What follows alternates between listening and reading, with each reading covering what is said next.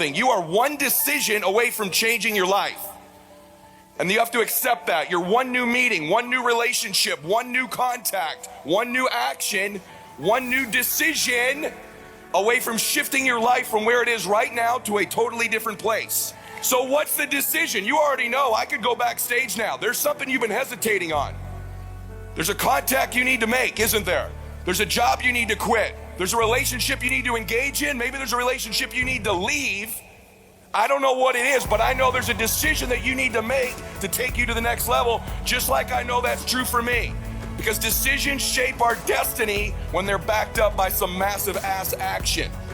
Okay, but you can't take the action if you don't decide.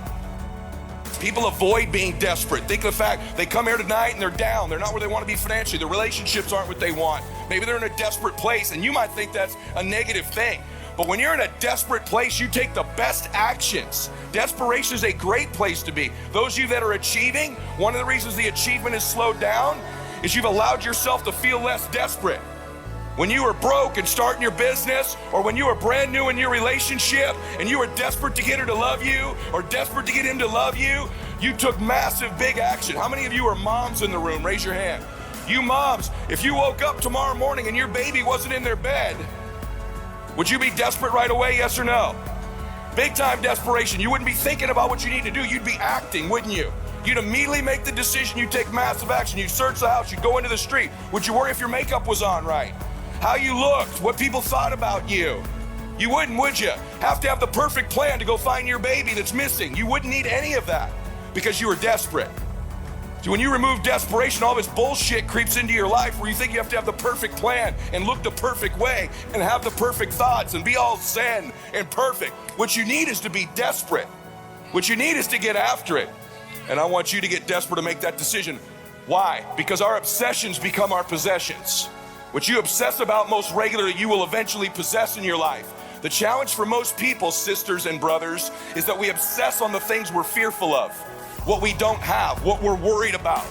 And then we end up possessing those things over and over again rather than programming ourselves to become obsessed with what we want, what our dreams are, what we believe we deserve. When we become obsessed about those things, long term, we end up possessing those things. Can I get an amen for that? Yes?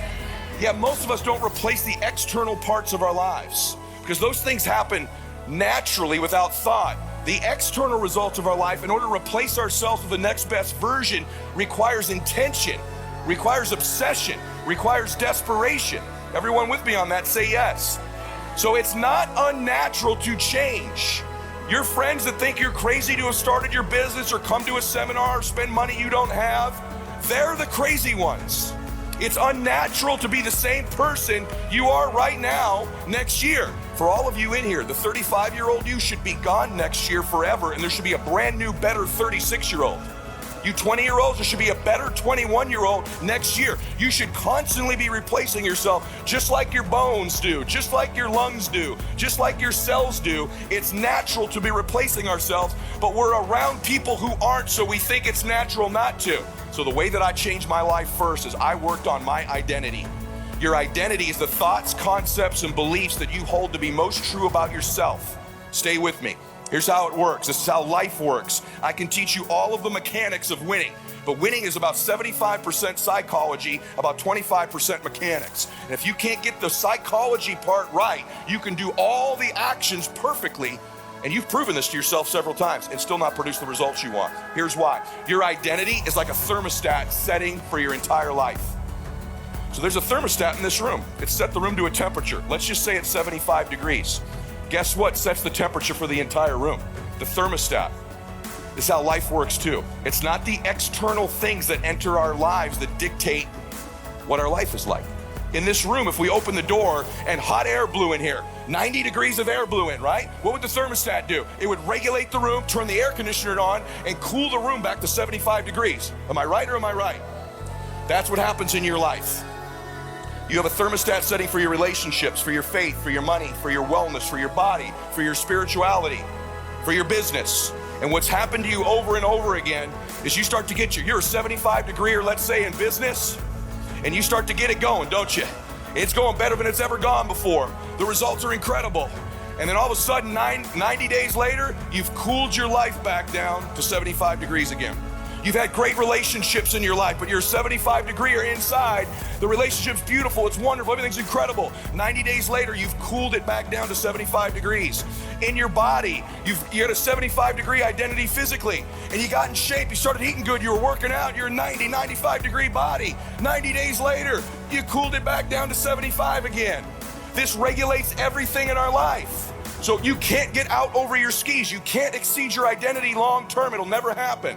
This is why people's lives yo-yo up and down, because they always work on the external mechanics and not the internal identity of their lives. And this governs your happiness, your peace, your fitness, your money, all of it. I'm standing up here because I'm great at adjusting my thermostat setting. I believe in something called blissful dissatisfaction.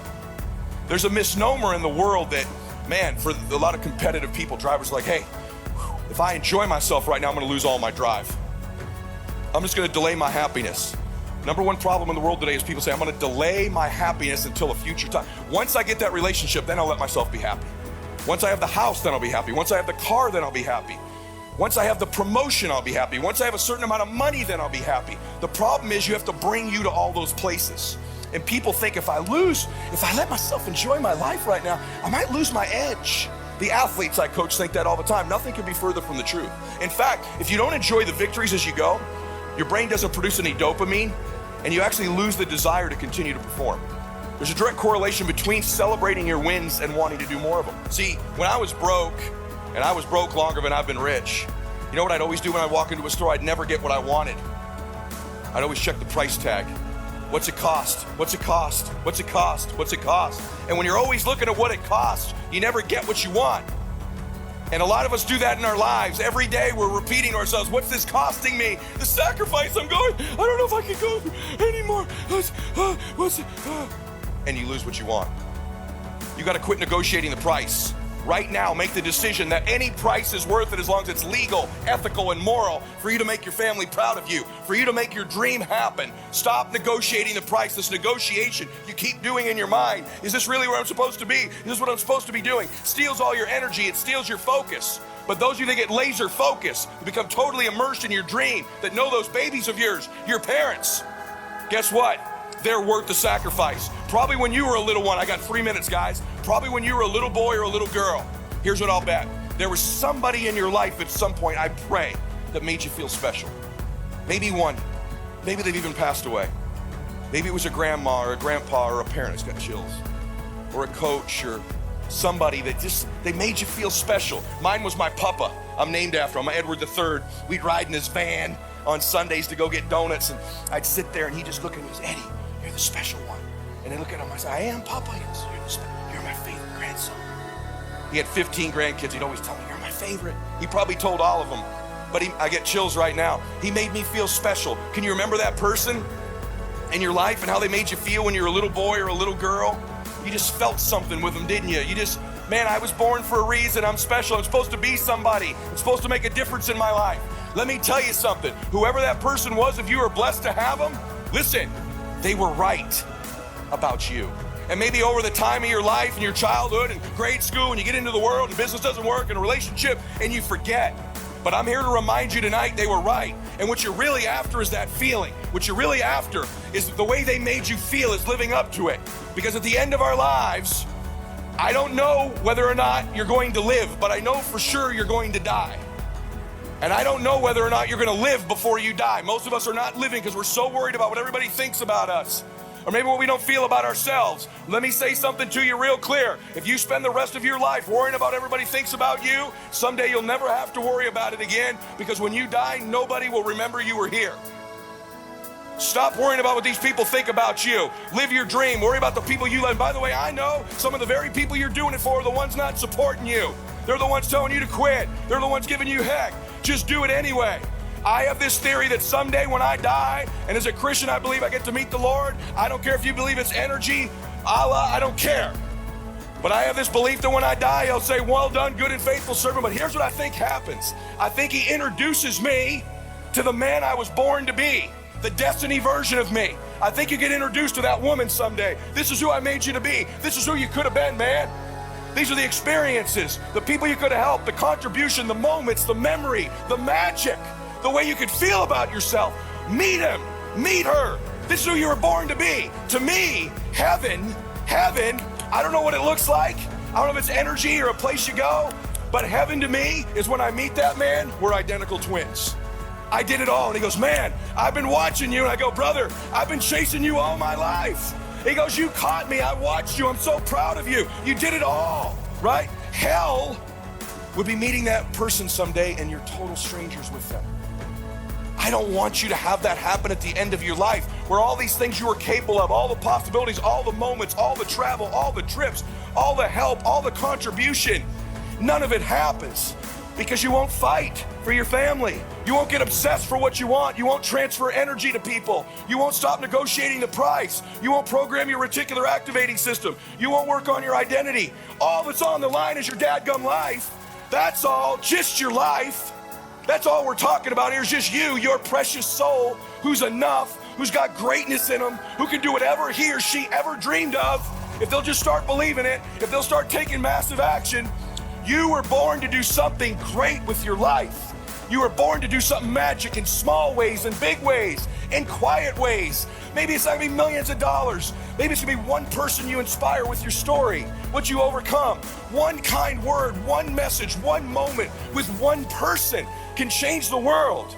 And I know you're capable of it. And whoever made you feel special, and if there was nobody like that in your life, I apply for the position.